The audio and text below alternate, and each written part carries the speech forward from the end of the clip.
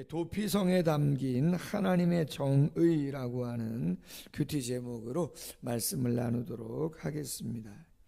도피성, 신약의 예수 그리스도를 예표하는 상징적인 성이죠. 오늘 본문에 보면 3절에 이야기합니다. 부지 중에 실수로 사람을 죽인 자, 그리로 도망하여 피의 보복자를 피하도록 해라. 부지 중, 알지 못했다 이 말이죠. 고의가 아니었다. 실수였다. 그러나 죄를 지었어요. 사람을 죽인 거잖아요. 본심은 아니지만 알지 못하고 실수한 것이지만 결과가 너무나 큰 잘못이죠. 당사자, 그의 가족은 수많은 생각을 얼마든지 할 수 있습니다. 고대 사회잖아요, 더군다나. 그래서 도피성을 두었다. 요단강을 중심으로 요단강 동편 세 지파 가운데 한 지파씩, 그리고 요단강 서쪽 가나안 본토죠. 세 군데. 거리도 삼각형, 아주 정확하게 말이죠.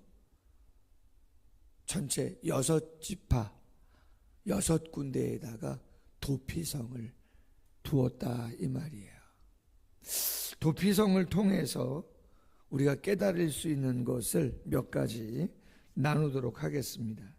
첫 번째, 역시 사람은 실수할 수 있는 가능성, 그 불안정성을 늘 가지고 있는 존재다라고 하는 거예요. 하나님이 의인이라고 했던 사람이 그렇게 많지 않습니다. 근데 그 중에 한 명이 누구냐면 노아죠. 노아 홍수를 통해서 온 인류를 다 멸망시켰잖아요. 그런데 딱 한 사람, 그리고 그의 식솔들 딱 8사람만 하나님께서 구원했는데 그 사람이 노아라는 거예요. 근데 그 노아도 그렇게 하나님 앞에 의인이라고 하나님이 직접 인정할 정도의 사람임에도 불구하고 그가 뭐예요? 실수하잖아요. 포도주를 얼마나 많이 마셨으면 자신의 부끄러움을 드러낼 정도로, 그리고 만취하여 잠을 잘 정도로 그렇게 부끄러운 행동을 하게 되더라 이 말이죠. 자신도 모르게 실수를 저지르죠. 결과는 둘째 아들이 함이 그것을 이야기하게 되어지고 또 저주를 받게 되어지는 그러한 일들도 결과로 나오게 되어지죠. 안타깝지 않아요? 그렇게 의인이라고 하나님께서 인정한 사람인데도 실수를 합니다. 부지 중에. 두 번째, 삼손 같은 사람은 어때요? 그렇게 하나님의 전적인 은혜와 능력을 덧입어서 하나님의 신에 충만해가지고 턱뼈 하나로 수백 명을 죽이는 그런 괴력을 보이는 놀라운 능력을 행했던 삼손도 드릴라의 꾀임에 빠져서 여인의 치마폭에서 조금씩 그 힘의 원천이 무엇인가를 조금씩 이야기하다가 결국은 그렇죠. 본심을, 가장 중요한 그 근원을 드러내가지고 머리가 다 잘리고 머리카락이 다 잘리고 두 눈이 다 뽑히고 연자맷돌을 돌리는 비참한 모습으로 전락하는 그런 모습을 보이게 되죠. 여러분, 누가 상상이나 했겠습니까? 나귀 턱뼈 하나로 600명, 수백 명을 한 번에 죽이는 괴력을 보였던 사람인데 그렇게 안타까운 모습으로 전락할지는 몰랐죠. 다윗도 밧세바를 범하고 우리야 장군을 죽이는 살인 교사 죄를 지은 것 말고도 성경에 보면 사무엘하 마지막 장 24장에 가면요, 그가 큰 실수를 하나 하죠. 요압 장군이 그렇게 만류를 함에도 불구하고 인구조사를 합니다.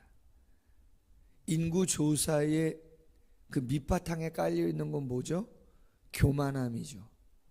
하나님을 의지하고 하나님을 바라봐야 되는데 우리의 국력이, 군사의 수가, 병거가, 말이 어느 정도다 라고 하는 걸 과시하고 싶은 마음이 그 속에 있었는데 그것이 불현듯 일어나게 되어지는 것이죠. 그것으로 인해서 어떻게 해요? 전염병으로 7만 명이 하루에 그냥 죽는 그러한 일들이 벌어지게 되어지죠.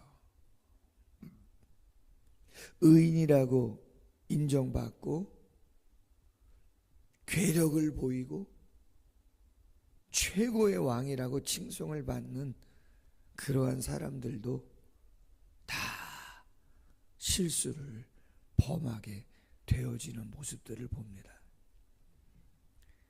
시편 51편 5절에 이런 말씀이 있죠. 내가 죄악 중에 출생하였으며 어머니가 죄 중에서 나를 잉태하였나이다. 야고보서 3장 2절에 우리가 다 실수가 많으니 만일 말에 실수가 없는 자라면 곧 온전한 사람이라 능히 온 몸도 굴레 씌우리라. 예전에 있던 교회에서 있었던 일입니다. 구역 예배를 드리고 있었습니다. 구역 예배의 주제가 헌금과 관련된 그러한 내용이었습니다. 구역장님이 담임 목사님을 통해서 말씀을 배운 대로 그대로 말씀을 전했습니다. 그리고 한 마디씩 이렇게 돌아가면서 이런저런 이야기를 하게 되었던 것이죠. 근데 그 중에 한 분이 헌금에 대한 한 부분을 이야기했습니다. 나중에 담당 교육자인 교구 목사인 저에게 알려졌어요. 이상하게 구역 가운데 한 집사님이, 그 당시에는 집사님이었죠. 지금은 권사님이신데 구역 예배에 참석을 안 하신다는 거예요. 그래서 제가 개인적으로 조심스럽지만 전화드리고 신방하고 왜 집사님 구역 예배 참석 안 하시냐 그랬더니 시험 들었다는 거죠. 그래서 왜 그러시냐 그랬더니 여차여차 본인은 그 헌금 하지 못하고 있는데 구역 예배에서 헌금에 대한 말씀을 나누는 중에 그런 이야기를 하셔가지고 제가 부담스럽고 시험이 들어서 제가 구역 예배 그냥 참석 안 하고 그냥 주일 예배만 드리려고 한다고 그런 이야기를 하신 거죠. 여러분, 제가 솔직히 담임 목사지만 그분들은 그 집사님, 시험 들은 집사님이 헌금 생활을 어떻게 하는지 아시겠어요? 모르겠어요? 여러분, 모릅니다. 모릅니다. 어떻게 압니까? 모르죠. 어찌 보면 실수라고 이야기하기도 쉽지는 않습니다. 그냥 이야기하신 거죠. 왜? 그날 구역예배의 주제가 헌금과 관련된 것이기 때문에 이야기를 나누게 된 것이고 간증이 있을 수도 있는 것이고 편안한 마음으로 의도를 갖고 한 이야기는 절대 아니죠. 근데 희한한 것은 나는 그냥 내 이야기 할 수 있는 것이고 과거의 나의 체험을 이야기할 수도 있지만 그곳에 모여 있었던 그것이 구역이 되었던 전도회가 되었던 어떤 동호회가 되었던 어떤 사적인 모임이 되었던 간에 다 생각이 다르고 체험이 다르고 상황이 다르고 받아들이는 것이 다 다를 수 있어요.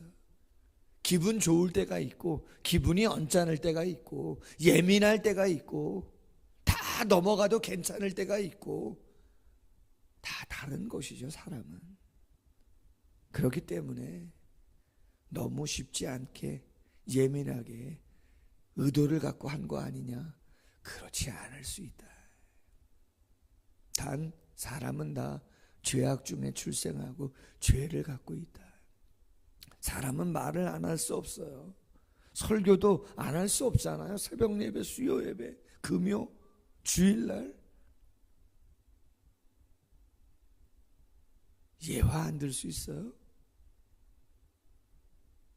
말씀도 다 사람의 이야기인데 누구나 다 전하는 자나 받는 자가 사람의 말로 전하지 아니하고 사람의 말로 받지 아니하고 하나님의 말씀으로 받는다면 게임은 끝나는 것이지만 그렇지 않을 수도 있는 거죠. 예전에 그런 일도 있었어요. 제가 설교를 했죠. 근데 나중에 전화가 와요. 목사님 뵙고 싶다고. 아, 그래요? 목사님 오늘 말씀이 저를 들으라고 하신 말씀 같다고. 저를 들으라고 하신 말씀 같다고. 맞기도 하고 틀리기도 하겠죠. 오늘 성도님, 오늘 이 설교가 성도님 들으라고 하신 말씀 같아요? 아닌 것 같아요? 맞기도 하고 틀리기도 하겠죠. 그렇잖아요. 맞는 건 뭐예요? 여러분 새벽 예배에 나오시는 분들 이 말씀 들으라고 제가 전하는 거예요? 듣지 말라고 전하는 거예요? 여러분 당연히 들으시라고 전하는 거죠. 여러분이 들으셔야 지금 누가 들어요? 온라인으로 어느 분이 듣는지 제가 어떻게 알아요? 몰라요. 그러나 온라인으로 들으시는 분들 들으라고 전하는 거지 듣지 말라고 전하는 거예요? 여러분 이 설교 시간에 오늘 이 시간에 왜 들어오신 거예요? 들으셔야죠 여러분이. 그러나 제가 어느 특정해서 김 집사님이 됐든 이 집사님이 됐든 박 집사님이 됐든 그분만을 위해서 이 설교를 준비했겠어요? 그건 아니겠죠. 어떤 의도를 가지고 딱 한 사람을 위해서 이 말씀을 전하겠냐 말이에요. 그건 아니겠죠. 더군다나 큐티가 새벽 예배 큐티가 그때 새벽이었거든요. 제가 본문을 정하는 것도 아니잖아요. 전혀 본문과 관련 없는 이야기를 제가 합니까? 그럴 수 있나요? 목사가 신앙 양심 안에서 그럴 수 없는 거죠. 우리 모두는 실수의 가능성을 갖고 있다. 불완전성을 갖고 있다. 그러므로 최대한 말을 하든 무엇인가를 결정할 때 애써야 된다. 신중하셔야 된다. 제일 많은 실수는 뭐를 통해서 한다고요? 그렇죠. 야고보가 얘기하잖아요. 말에 실수가 없으면 온전한 자다. 두 번째는 오늘 4절 말씀에 보면 이런 이야기가 있어요. 이 성읍들 중에 하나에 도피하는 자는 그 성읍에 들어가는 문 어귀에 서서 그 성읍의 장로들의 귀에 자기의 사건을 말해야 한다 그렇게 이야기합니다. 도피성에 들어가서 부지 중에 실수하여 사람을 죽였던 그 실수를 그렇죠.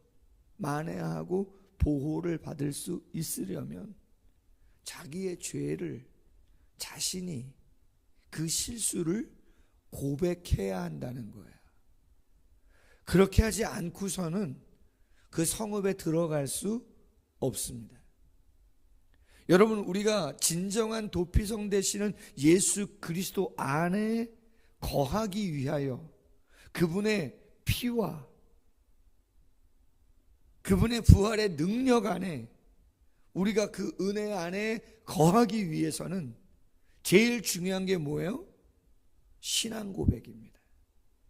제가 늘 고백을 이야기하는데 고백은 기계적인 게 아닙니다. 절대로. 주문이 아닙니다. 절대로 그것은. 내 전 인격을 통한 내 자신의 모든 것을 걸고 하는 것이에요. 세례받을 때 하는, 선서할 때 하는 이 신앙의 고백이라고 하는 것은 하나님 앞에, 교회 앞에, 성도들 앞에 하는 그 신앙의 고백은 목숨보다 귀한 것이에요. 어찌 보면요.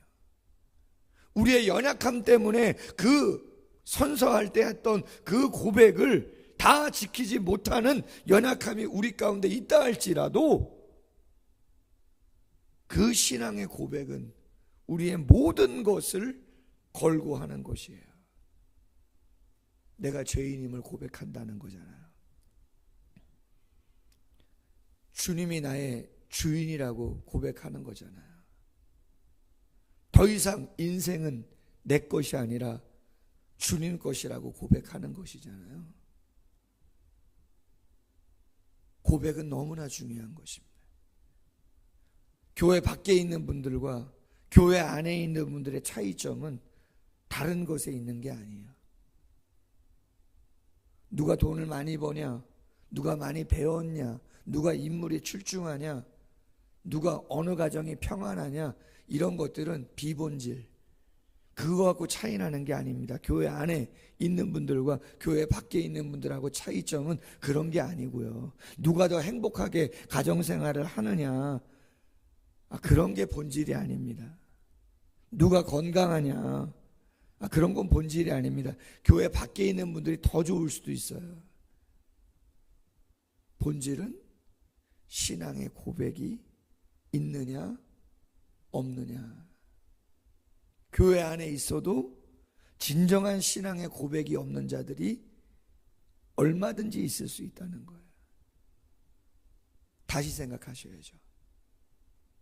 시간과 장소가 구별된 곳에서 그 생명을 보호받을 수 있는 유일한 그 도피성 예수 그리스도 안에서 다시 한번 생각하고 나의 믿음의 내용이 무엇인지, 믿음의 대상이 누군지를, 믿음 생활을 어떻게 해야 되는 것인가를 다시 한번 정확하게 전 인격을 다한 고백을 통해서 해야 되는 거예요. 그리고 그 고백을 한 자가 그 성 안에 들어와서 생활을 하게 되는 것이죠. 그 고백이 없으면 받아줄 수 없는 거예요. 그래서 세례를 받았느냐 안 받았느냐, 그게 그렇게 중요한 것이에요. 세 번째, 역시 하나님은 결과보다는 동기가 중요하게 여기시는 분이라는 거죠. 5절에 보면 피의 보복자가 그의 뒤에 따라온다 할지라도 그들은 그 살인자를 그의 손에 내주지 말지니 이는 본래 본심이 미워함이 없이 부지중에 그 이웃을 죽인 것이기 때문이다라고 하는 거예요. 결과는 사람이 죽었어요.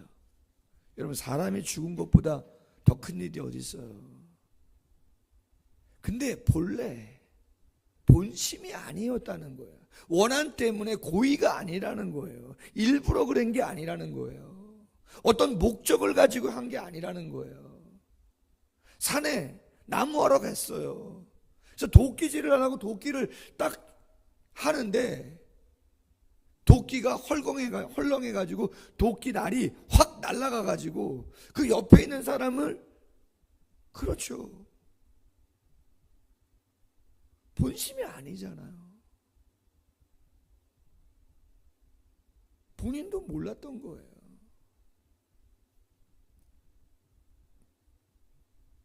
하나님은 어떤 결과보다 역시 동기를, 그 의도를 중요하게 여기시는 분이다. 그래서 여러분, 헌금을 하셔도 기도를 하셔도 하나님은 양을 보기보다 역시 중심을 보시죠. 겉모습보다 중심을 보세요. 마가복음 12장에 부자가 드린 헌금과 과부가 드린 헌금이 있잖아요. 왜 과부가 드린 헌금이 더 많다고 그랬어요? 실제적인 금액은 부자가 드린 게 훨씬 많겠죠. 그러나 과부는 없는 중에 생활비 전부를 드렸다는 거죠. 누가복음 18장에 보면, 누가복음 18장 죄인 취급당했던 세리의 기도와 바리새인의 기도가 비유를 통해서 나오잖아요. 바리새인은 성전 앞에 가서 손을 들고 크게 기도하면서 막 자랑하잖아요. 세리는요, 머리를 들지도 못하고 저 성전 끝에서 말이에요, 용서해달라고만 기도하잖아요. 하나님이 누구의 기도를 들으신다 그래요? 세리의 기도를 들으신다 그러죠. 보여지는 게 다가 아닌 거죠. 드러나는 게 다가 아닌 거죠. 하나님은 결과보다 의도를 중요하게 생각하시죠. 마지막 6절, 살인자는 재판받기까지, 그 당시 제사장이 죽기까지 그 도피성에 거주해야 된다라고 하는 것이에요. 죄악의 완전한 단절을 원하시는 하나님께서 완전한 근신을 원하시고 그 성에 다시는 보복과 같은 그러한 죄가 있지 않게 하시기 위해서 재판이 끝날 때까지, 그 제사장이 죽을 때까지, 완전한 해결이 될 때까지는 더 이상 그 다음에 죄가 있지 않도록 하기 위해서, 완전한 의로움을 위해서 하나님은 도피성 제도를 허락하신 것이다. 오직 예수 그리스도 안에서만이 완전한 의로움을 우리 모두가 얻을 수 있는 것이지, 도피성 밖에서는 또 다른 피의 보복이 있을 수밖에 없다. 오직 예수님 안에서만 우리가 완전한 죄사함과 평안을 얻을 수 있음을 다시 한번 오늘 묵상하시면서 기도할 수 있는 모두가 되시기를 주님의 이름으로 소원합니다. 기도하겠습니다. 하나님 아버지, 도피성 제도를 묵상하면서 우리가 실수가 많이 있을 수밖에 없는 연약한 존재인 것을 다시 한번 생각해 보게 되어집니다. 말로 많이 실수를 제일 많이 하는데 주께서 긍휼을 더하여 주시옵소서.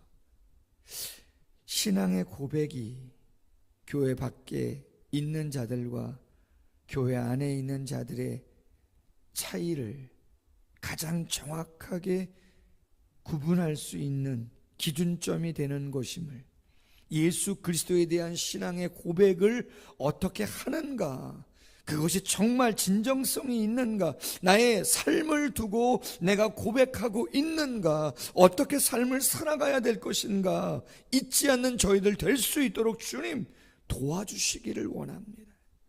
결과, 겉모습 중요할 수 있는지는 모르지만 그것이 본질이 아님을 주님은 복음서를 통해서 수없이 말씀하십니다. 겉으로 드러나는 외모가 아니라, 결과물이 아니라 그 의도, 동기, 목적이 무엇이었는지 주님 그거 보신다고 말씀하시오니 또 생각하고 또 생각할 수 있도록 도와주시고, 오직 그리스도 안에서 완전할 수 있는 것임을 기억하게 하시고, 하나님이 원하시는 의가 무엇을 통한 의인지를 다시 한번 깊이 묵상할 수 있는 우리 모두가 될 수 있도록 함께하여 주시옵소서. 기도합니다. 기도의 문 여시고 우리 가운데 함께하여 주시옵소서. 예수님의 이름으로 기도하옵나이다. 아멘. 계속해서 기도하시겠습니다.